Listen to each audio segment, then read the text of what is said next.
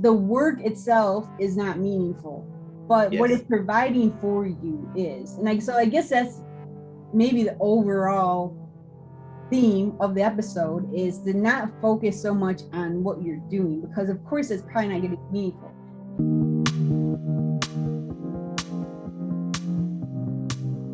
Is it okay to settle for work that is not meaningful to you? Well, based on the name of the show, which is Settling is Not an Option, and based on some of the prior discussions we've had on the show, you would probably think that my answer to that question would be, well, of course not.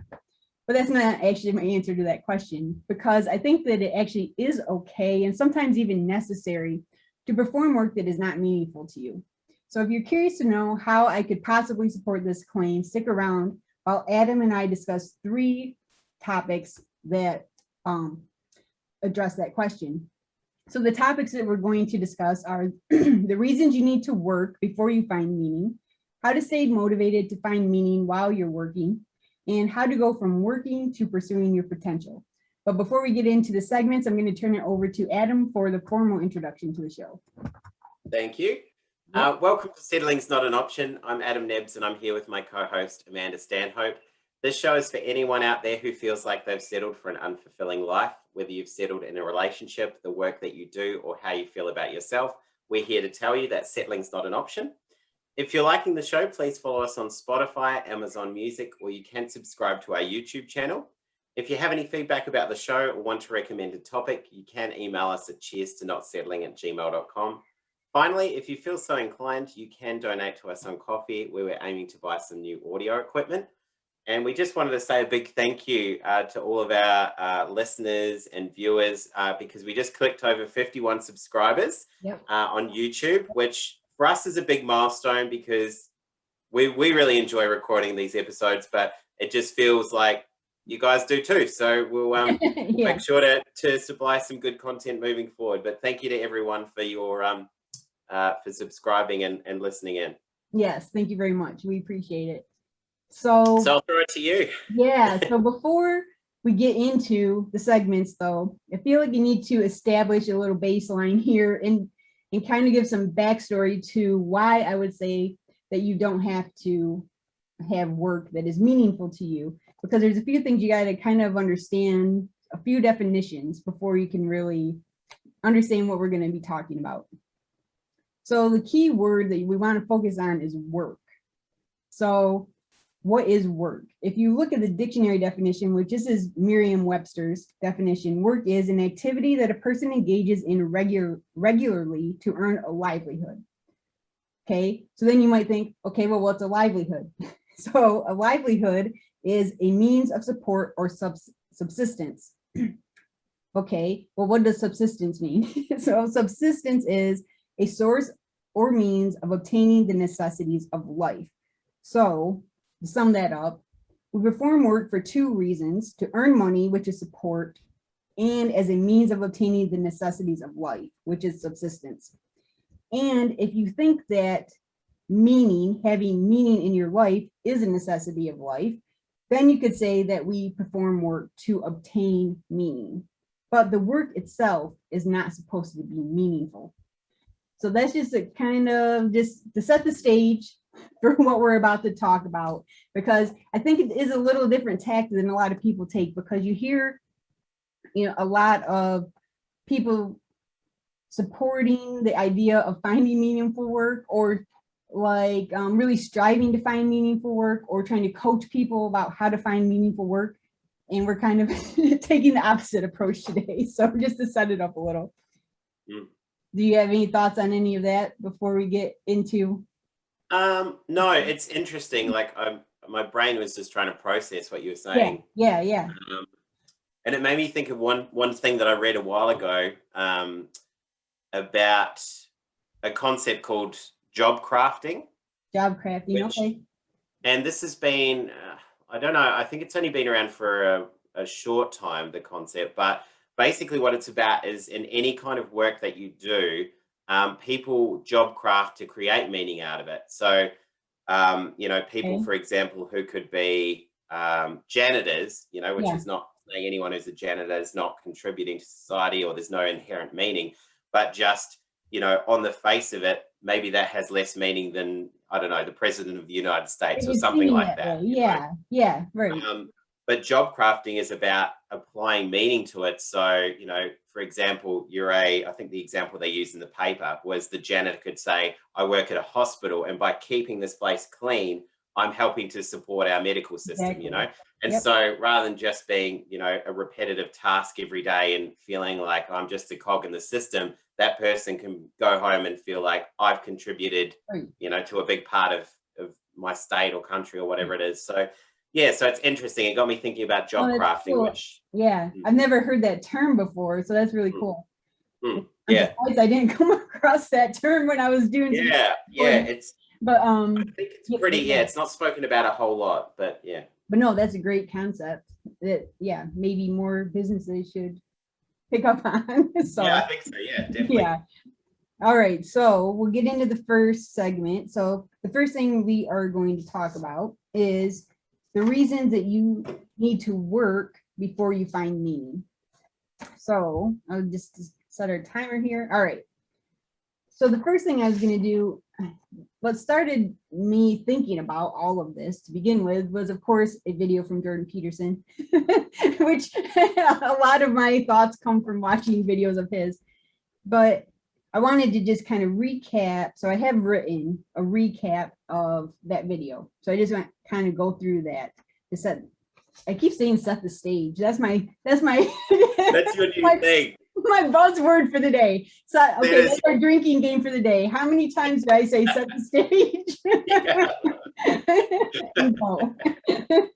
All right. All right, I'll count the number of times you say it from here on. I'll let you know at the end of the show. Okay. Oh gosh, you know, a phrase just gets stuck in your head. So anyways, Peterson was stressing the importance of picking a sacrifice. And that means that for a period of time in your life, you'll have to pick one thing to focus on and give up all other things.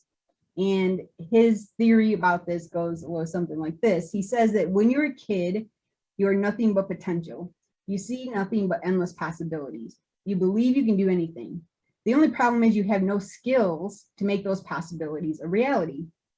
So you grow up a bit and take on an apprenticeship or work.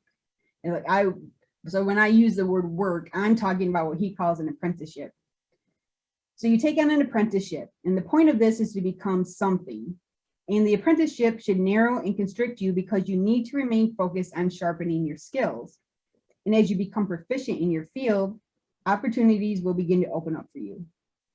And then he says that the time to realize your potential is after you have mastered your apprenticeship or your work.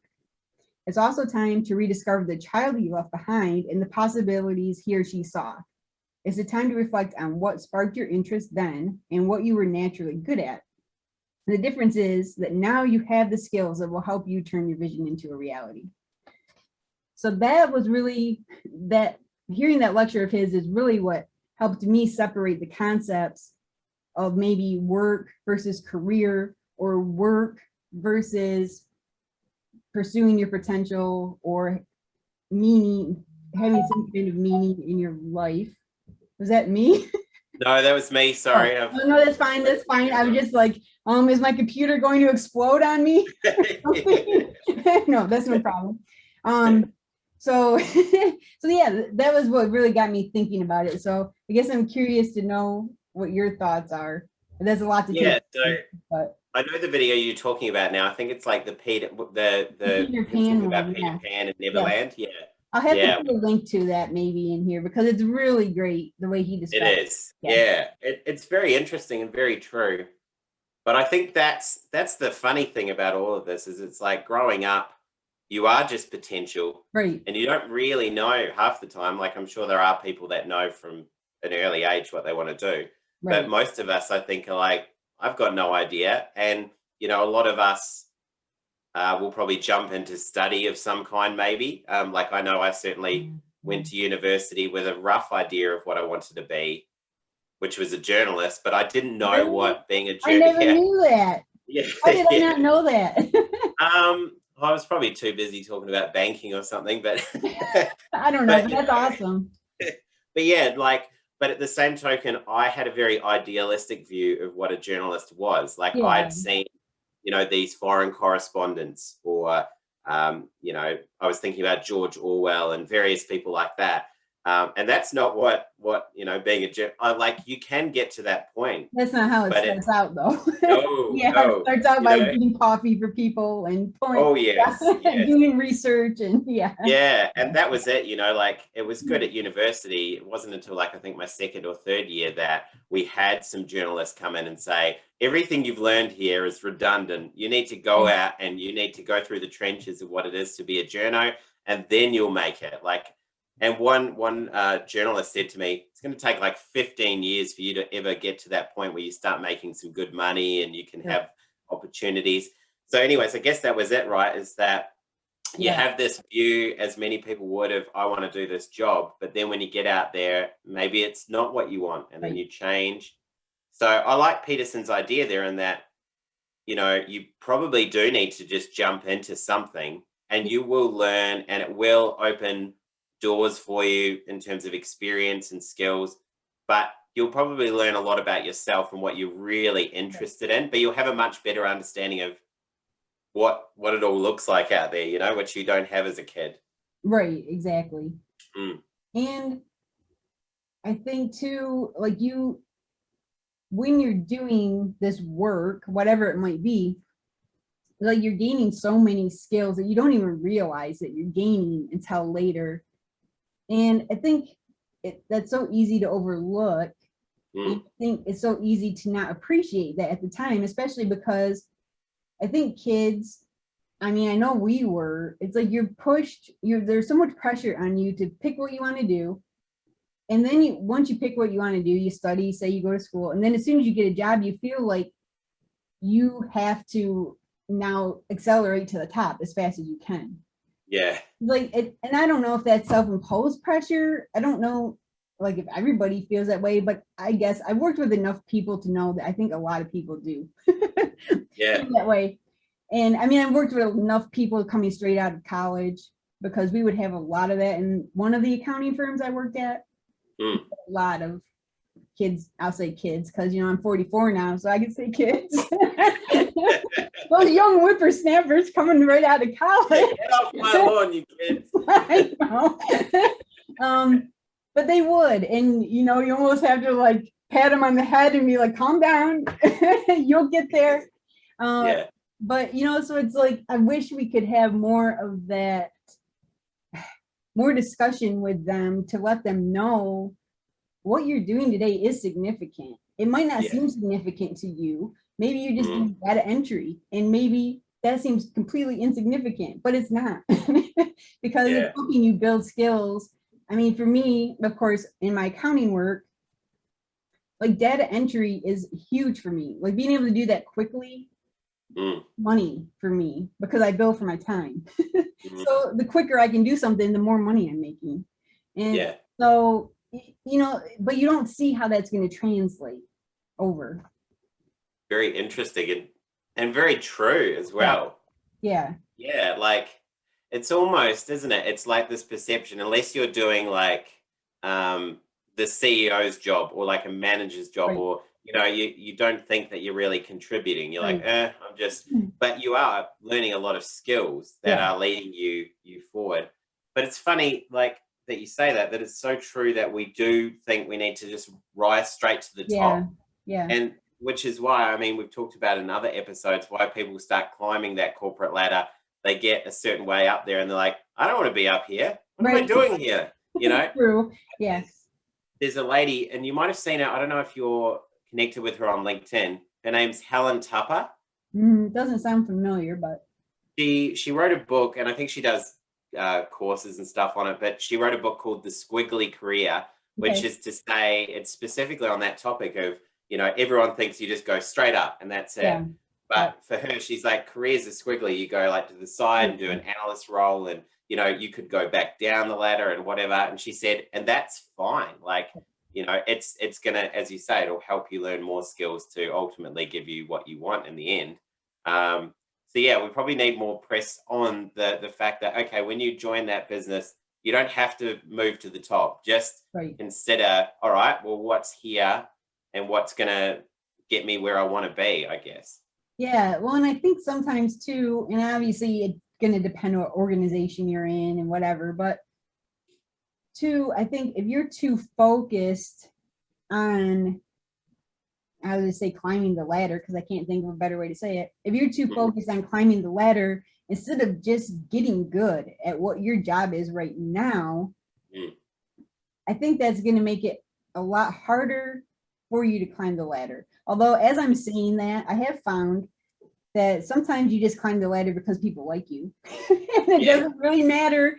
It doesn't really matter how good you are at your job. I mean, that's another reality of life. Yeah. Is that, but I think the people too who get really good at what they do, like all the menial tasks, like I'll use myself as an example again because it carries over really well. So I was kind of the jack of all trades in every place I've ever worked. I've kind of done everything. And I've always been the person that they knew, hey, if we need something done, Amanda can figure out how to do it. But now that I work for myself, I know how to do everything. Now, if I would have automatically wanted to just be a manager and not actually know how to do all the work, I wouldn't be able to work for myself now because I know how to do everything from billing to the tax return to, everything in everything in between.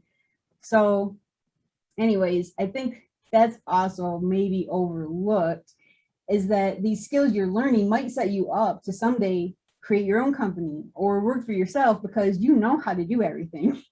And one day it's going to cross your mind that I know how to do all this myself. Why am I working for somebody else? Yeah. Very true. Yep.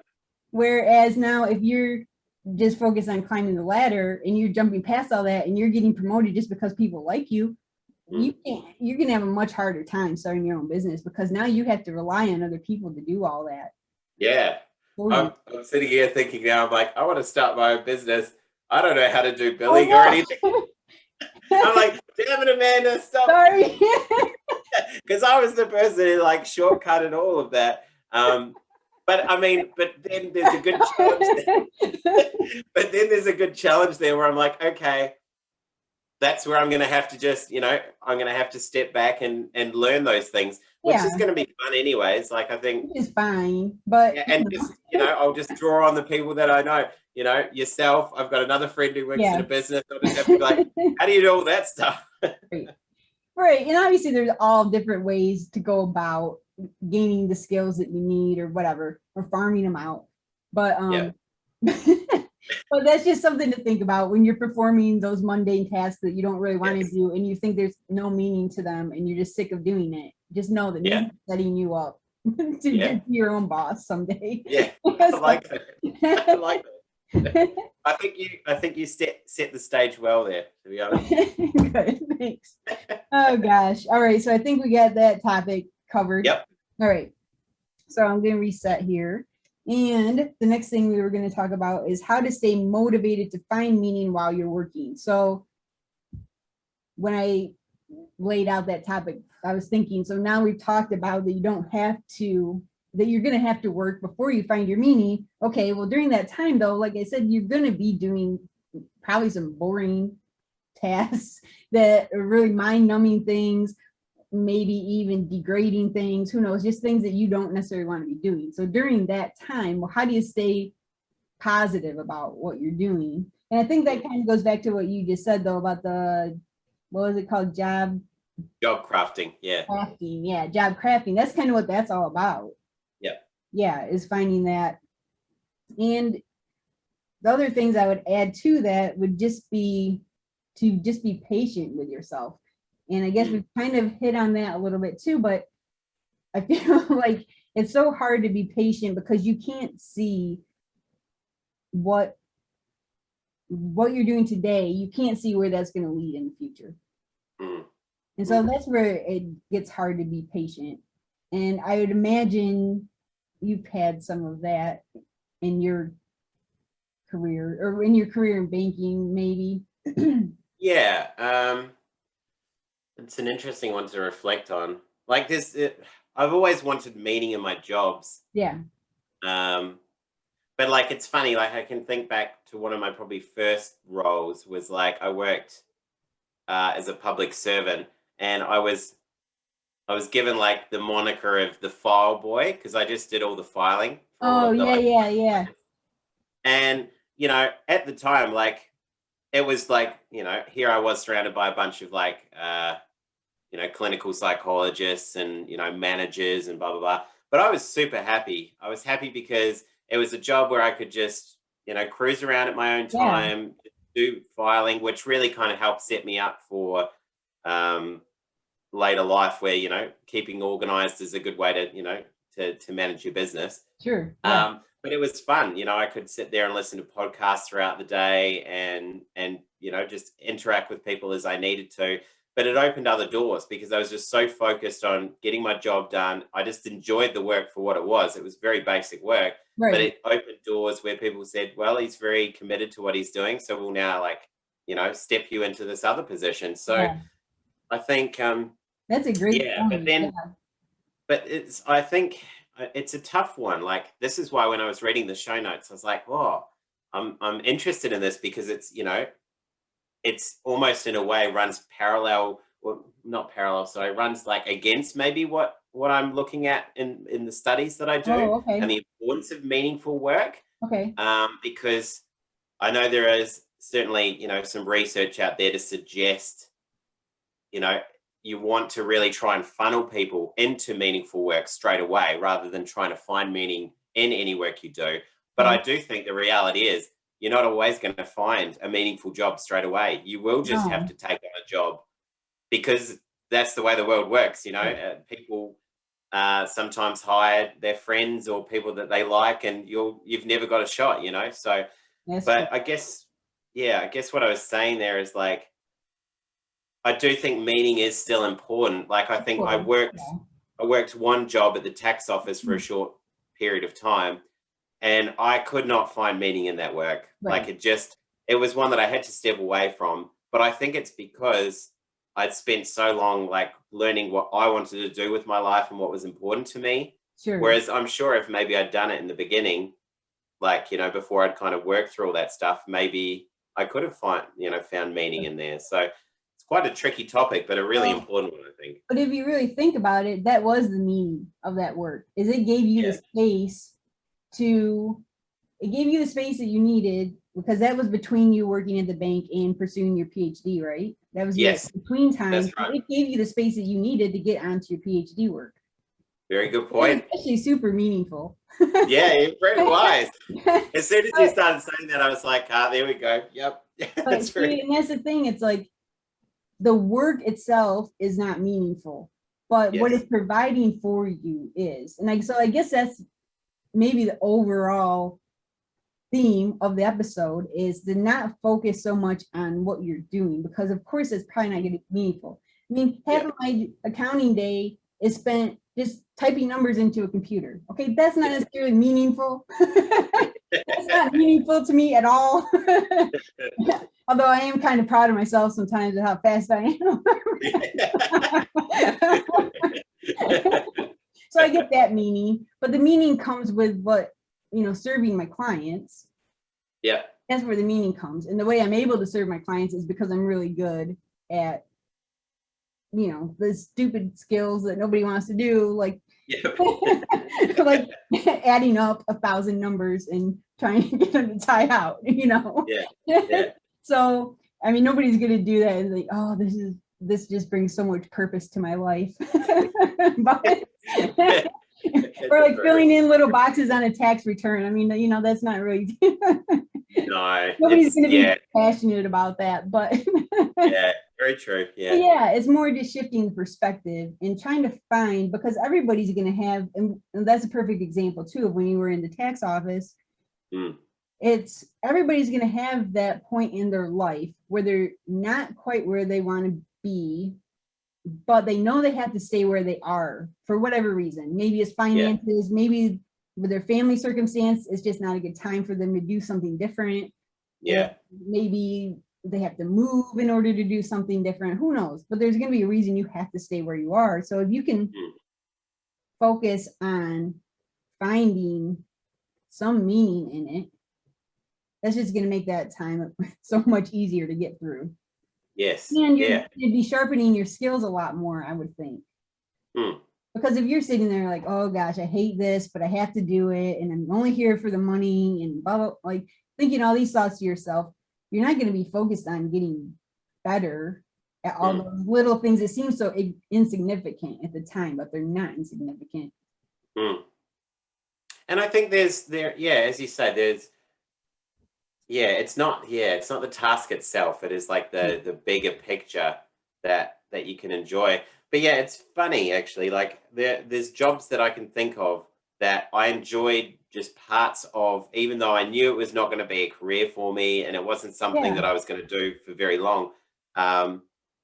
You know, and it'll sound like I had a lot of jobs because I kind of had this other job just before I moved to the tax office, which was, I was a settlements officer, and the role was quite varied in the different tasks. But one of the primary roles was you had to go into different law firms and help the associates settle, or like help you represented the banks, and you had to help the associates settle the deals.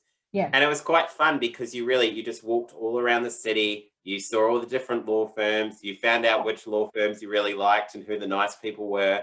And I enjoyed that because it was very varied. And the meaning to me was like, I'm getting more familiar with the city that I live in, and the law firms and the clients and stuff like that. Yeah. You know, it wasn't something that I wanted to do for the rest of my life, but like, I still can look back on that and think, I did learn some skills, and I enjoyed just the day-to-day stuff. Like it was fun. So yeah, it's interesting, you know, what you say there. Yeah. Yeah. And there was something I was going to come back to and I just lost it, but sorry. no, it's not you, but it'll come back to me maybe. Shoot, now I just completely lost it. But I guess, so what we were talking about in this segment, to just kind of wrap it up, is to trust the process that you're going to go through as an apprentice, as Peterson calls it. Like everybody's going to have that point in their life where you're just going to be doing work that maybe you don't want to do forever, but just trust that it's helping you get somewhere else. Oh, I know what I was going to say. So I knew if I started talking, it would come back to me. So, well, trusting the process, and then trying to be as enthusiastic as you can about that work, because like you said, people will notice it, and you're going to be given different opportunities than you're just sitting there feeling bad about yourself because you're doing something you don't want to do. Because like you said, you were filing it, but you were very good at it, and you were, doing an excellent, maybe above and beyond the expectations of what they expected of a filer. And like you said, people started to notice that. And so that's what's going to help you get to the next level faster, I think. If you can have enthusiasm about maybe the mundane tasks that you don't really want to do. Yeah. That's a good word as well. Like being enthusiastic, I think it just channels so much more energy into moving you forward. So yeah. All right. So should we move on to the next one? Yeah. Right. Next one. So next topic here is, so now we've kind of talked about how that you don't have to find meaning in your work necessarily, or that your work doesn't have to be meaningful. And then what to do in the meantime if your work isn't meaningful. So then how do you go from working to what I would call pursuing your potential? Because I do think, and I've experienced it myself, that once you get to a point where you have mastered a lot of these skills that you maybe at the time thought were insignificant, once you've mastered a lot of those and it does start opening up doors, like we just talked about, you can start, I say, pursuing your potential, like I said, where you're not working anymore. I mean, you still are working. Like I do work every day, and I do tasks that, like, today I'm like scanning papers and things like this that are I didn't have to go to college to learn how to scan paper, but but but at the same time, what I'm really doing in the process is I'm taking that burden off of someone else. That's where the potential comes in for me, is that I feel like I am then creating peace of mind for someone else because they know I'm handling this task that they're not suited to do. They don't want to learn how to do it. And so I'm taking that off of them. And that's where I feel like that's what I'm good at. That's what I find meaning in. And so then I don't really feel like it's work because I know that I am, and in the times when I do start to feel like it's work, because all of a sudden I'm like, okay, I'm really sick of filling in this tax return right now. I will come back to that. Like, okay, well, the reason I'm doing this though is to help get my client peace of mind. This is taken care of. And so I think you could do that in any line of work. Yes. And so then once you kind of flip that switch where now you're looking for what's the potential in this situation, I think that's when you really stop working and you start just living your life, really. Yeah. You know, Yeah. because like there's all this separation about work and life, like work-life balance and all this stuff. And it's kind of really a misnomer because you spend so much time at work.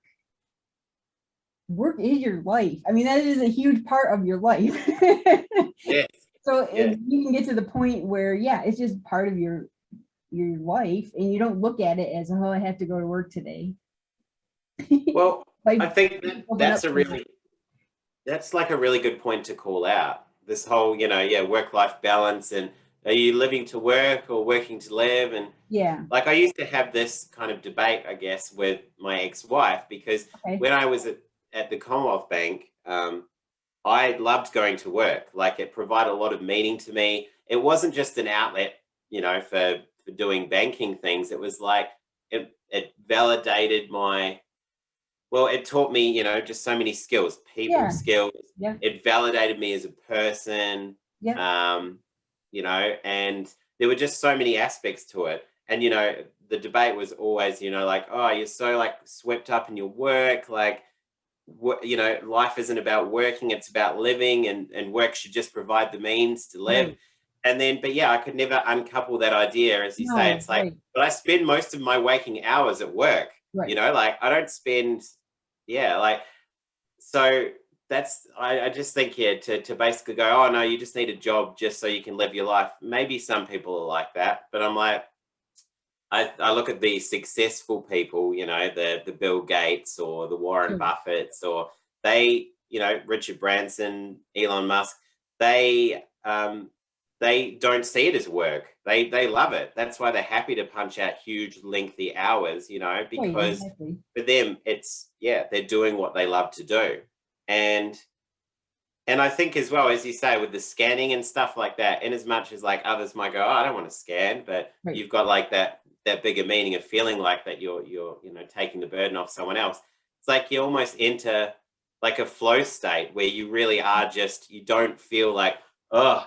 But I like what you said, and I think it's a really important point about when work does start to feel grating and you're like, oh, I can't be Yeah. bothered doing this, versus when you're just doing it and you just don't feel like it's work. That's something I think that's important for employers or people that are self-employed or whatever you're Sure. doing, that if it's feeling like you're really struggling and you're pushing shit uphill, for lack of a better saying, Yeah. Right. but maybe you need to step away and then come back when you're kind of in tune. Like I think about with study, for example. So I've learned, and Amanda and I talked about this when I was saying like, oh, how do I get in the perfect position to write, so that I'm Oh, really right. productive. And it served me really well as kind of learning, okay, when is my peak period to write, which is usually really early in the morning, before I look at the technology and, start looking through my social media feeds and stuff, getting to see the sun come up, being in a really nice location in the house, whatever.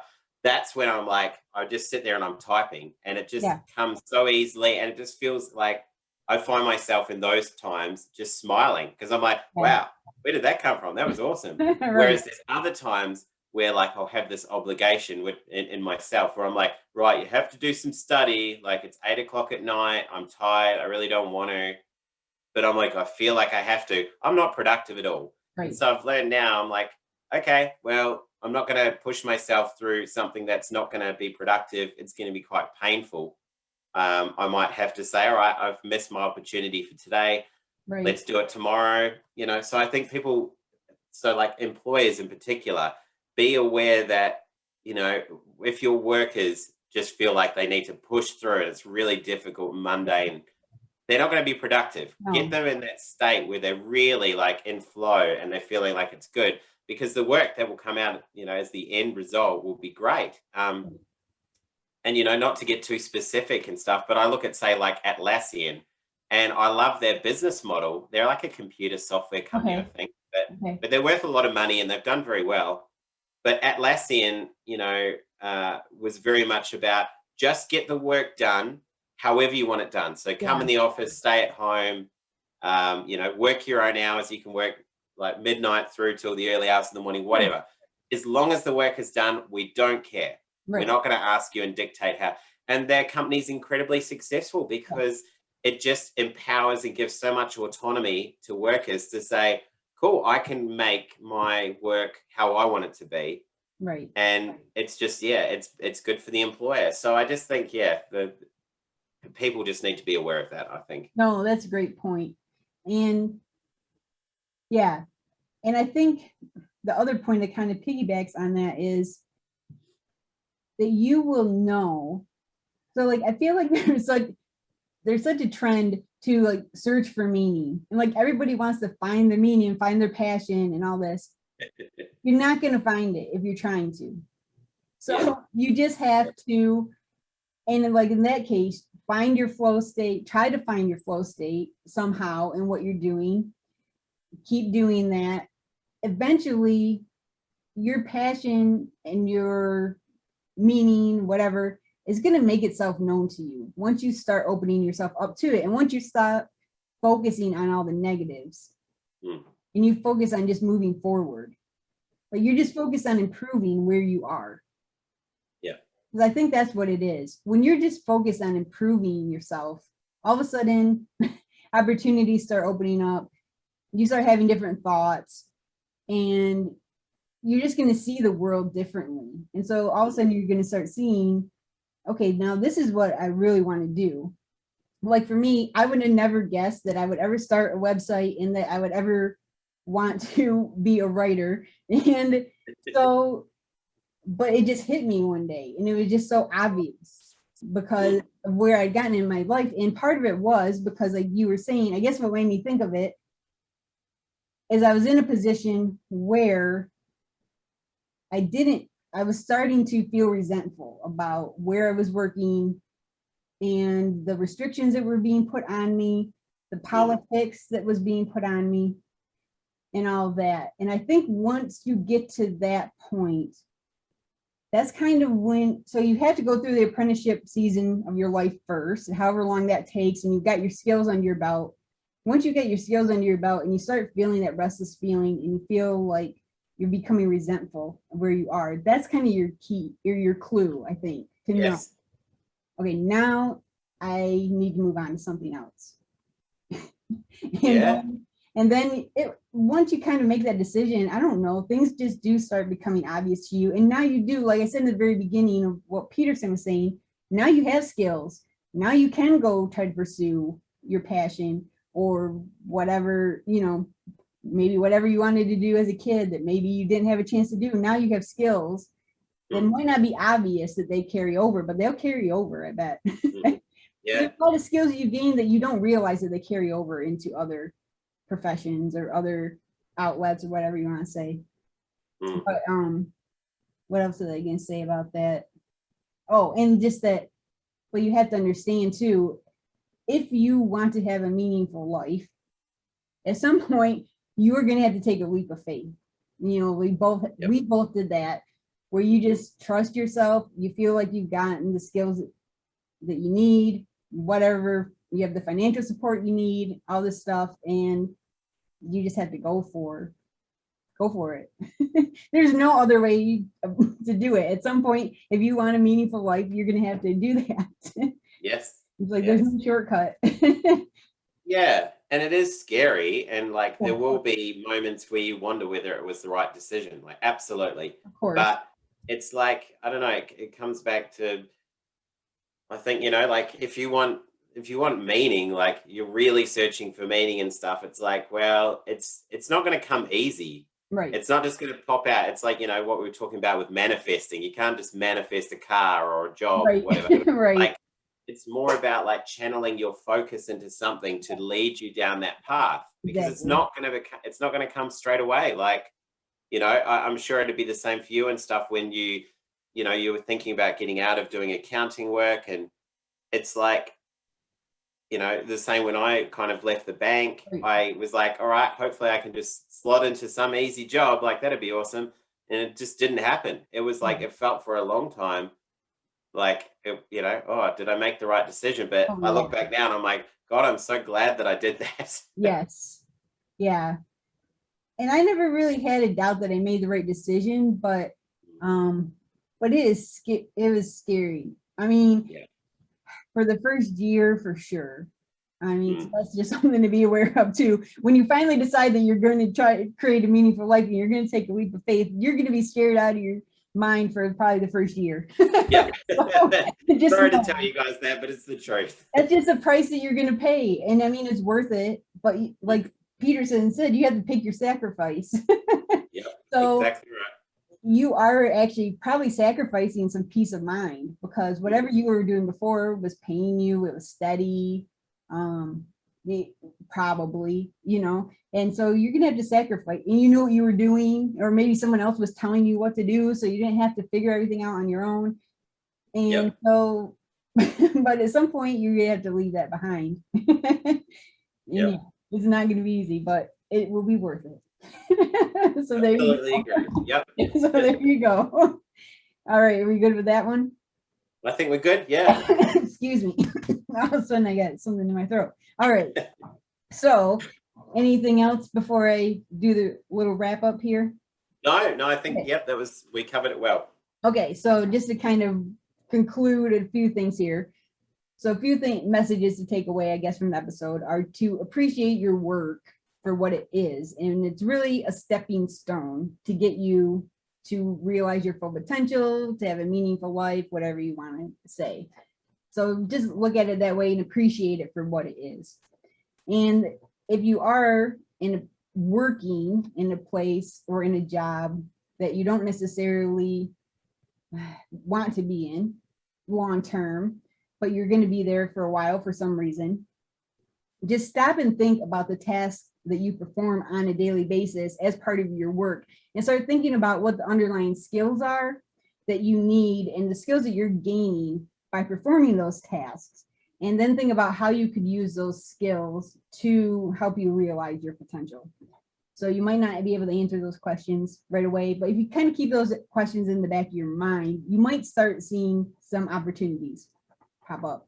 So that's why I would challenge people. You have those questions in the back of their mind. All right, so I will do the formal wrap up here. So as we said at the beginning of the show, you can find us on YouTube, Spotify, Amazon Music. You can email us at cheerstonotsettling@gmail.com. Of course, like, subscribe, comment, all the stuff that gets us in front of the algorithm gods. And we really appreciate you sticking around and listening. And yeah, we'd appreciate any feedback you might have. So give it to us. We'll take it. We'll take it on board. Yes. Until next time, cheers to not settling. Cheers to not settling. Bye. Take care.